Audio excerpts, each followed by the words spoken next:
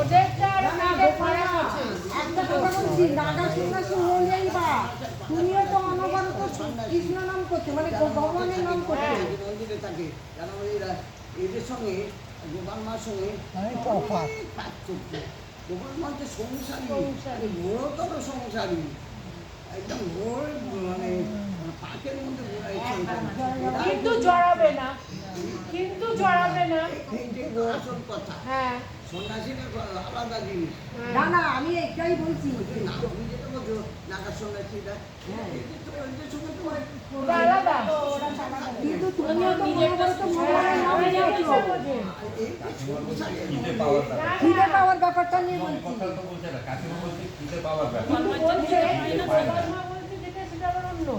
গোপাল মা বলছে না, ওদের সঙ্গে গোপাল বা তুলনা আমি করছি না, এদের সঙ্গে খিদে পাওয়া নিয়ে বলছি। পার্থক্য অনেক অনেক। ওরা বলতে পারবে না যে আমরা ঈশ্বরের সঙ্গে সবসময় সাক্ষাৎ হচ্ছে। ওরা নাগা সন্ন্যাসী, ওরা বলতে পারবে, ওরা তো যোগের মধ্যে সবসময় মানে করছে, যাতে ওর সঙ্গে দেখা হয়। আর এ তো তার সঙ্গে যোগ হয়ে গিয়েছে, তার সঙ্গে একদম সরাসরি কথা হচ্ছে। তুমি যোগ তো করে না, তুমি সংসারের মধ্যে থেকে, যে সংসারের থেকে যে আমাকে পায়, তার মতো না কোনোদিন জপ করো না, তপ করো না, কিছুই করো না, বসে থাকলো না, কেউ দেখতে পায়নি যে একটা বসে বসে জপ করছে, কি কিছু করছে, কেউ কেউ আজ পর্যন্ত দেখতে পায়নি। কেন দেখতে পাইনি? করিনি, তাই আর কি কোনো পুজো করিনি, নিজেরা যাইনি, কোনো কিছু করিনি, কিছুই করিনি। কিন্তু তুমি সব সময় ভগবানকে নিয়ে আছো বলেই ওই অমৃত রসটা গোপাল মার শরীরেও বেরোচ্ছে। তুমি সবসময় ভগবানের নাম নিয়ে আছো, যার জন্য অমৃত রস তোমারও বেরোচ্ছে। হ্যাঁ, এই জন্যই তোমার খিদে থাকে না। একদম সংসারী তারা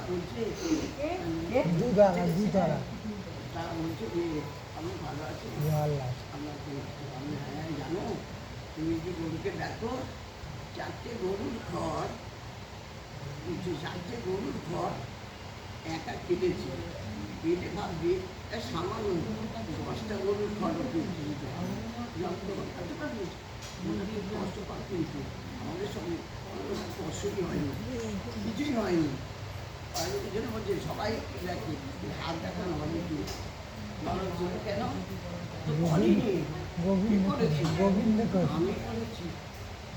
আমি করেছি যে নিরন্তর যে